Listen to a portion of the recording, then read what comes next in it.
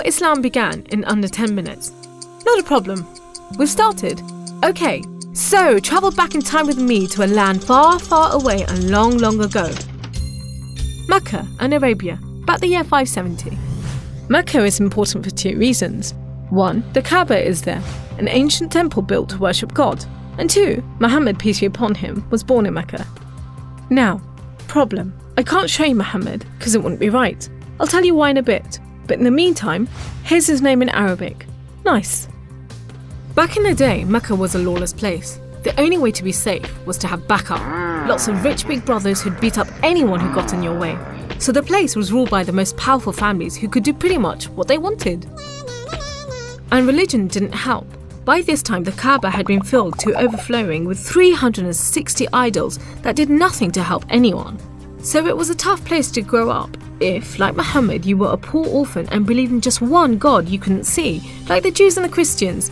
He called him Allah, the God, in Arabic there. Muhammad's dad died before he was even born, and his mum died when he was just 6. So he was brought up by his grandfather, Abdul Muttalib, and then, when he died too, by his uncle, Abu Talib, who had the respect of the city's ruling families, so Muhammad was safe for the time being. Muhammad started out as a shepherd and then became a businessman travelling about buying and selling stuff for rich clients. When he did some work for a rich widow called Khadija, she was so impressed by his honesty and skill that they ended up getting married, and for a while it looked like Muhammad was going places. Well, he was, but not how you think. Every year in the month of Ramadan, different calendar, different names for the months, there was a big party around the Kaaba when people made sacrifices to the idols. Muhammad hated it, so he'd get out of town and sleep in a cave he'd found on top of a nearby mountain. One night, Muhammad's praying to Allah when wham! There's the angel Jibreel, you might say Gabriel, standing right in front of him. Read, says the angel, but Muhammad couldn't read. No schools, you see. Jibreel keeps on at him. 3 times he says, read. Then he grabs hold of Muhammad and wham! Again, it's like Muhammad's learnt the words off by heart. So he recites the message out loud. Read in the name of your Lord, who created man from a drop of blood. Read, for your Lord is most generous. He who taught by the pen, taught man what he did not know. It was a message from Allah. God was speaking to him just like he'd spoken to the prophets in the Jewish and Christian holy books, which meant he was a prophet too. The messages continued for the rest of Muhammad's life. Allah gave him the words to say and the Prophet recited them. The words were written down by his friends, and years later they were collected together and became the Muslim holy book, the Quran, which means recitation, because Muhammad recited it, you see? Anyway, that was much later, so back to the night of power. Muhammad tells his family, then his friends, and eventually everyone about Allah, that he's the one and only God, that he wants everyone to be treated fairly, and long story short, it didn't go down well with the ruling families of Mecca, who liked things just the way they were, thank you very much. You see, Islam means obedience to Allah, and Muslim means someone who obeys Allah, and the ruling families didn't want anyone obeying anyone else but them. So the people who believed in Muhammad's message, the Muslims, were given a hard time. Some were even tortured and killed. A few of them managed to escape to Abyssinia, Ethiopia. But most were stuck in Mecca. Muhammad also had to cope with the death of his wife, and then just a few weeks later, his uncle too. Feeling very down, he went to the Kaaba to pray to Allah one night. Then, the weirdest thing happened. Jibreel turns up, sits him on a winged horse called Al-Buraq and flies him all the way from Mecca to Jerusalem. He prays with all the prophets who have ever lived.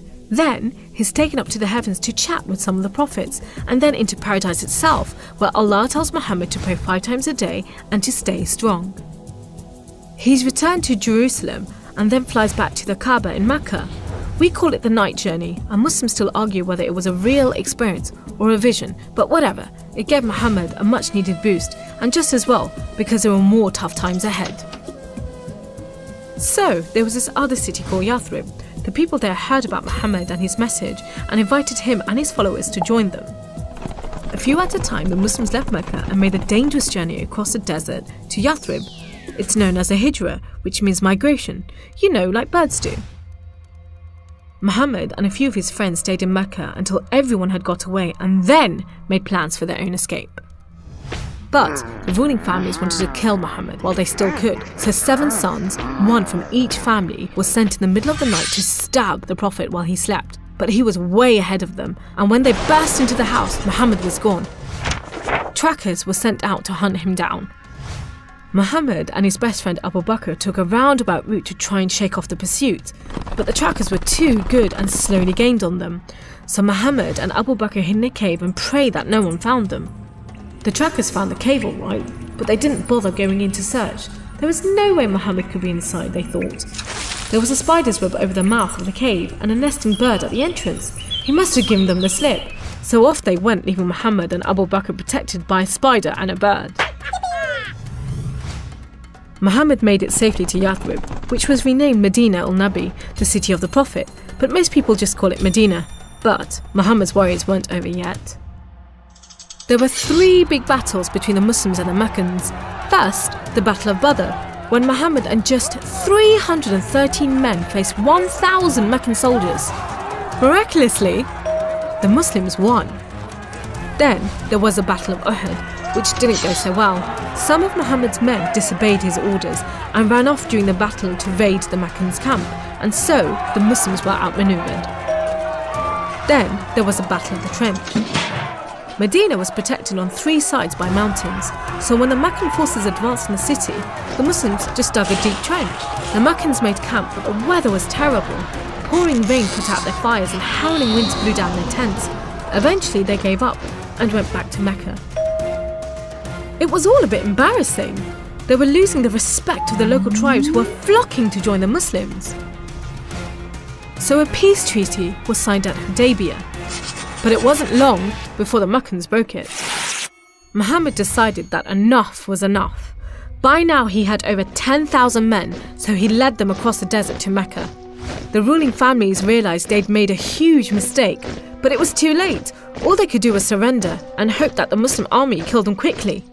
But Muhammad said there should be no more fighting. He rode into Mecca and went straight to the Kaaba. He circled it 7 times anti-clockwise and smashed all the idols, rededicating the Kaaba to Allah. And that's why I'm not going to show you Muhammad. The Muslims wanted to make it totally clear that they only worship the one unseen God. So they didn't have any pictures of Muhammad in case anyone thought he was an idol, and they didn't have any pictures of Allah because he's like nothing on earth, so it would be impossible to draw him anyway. So there you go. How Islam began in under 10 minutes. How did I do?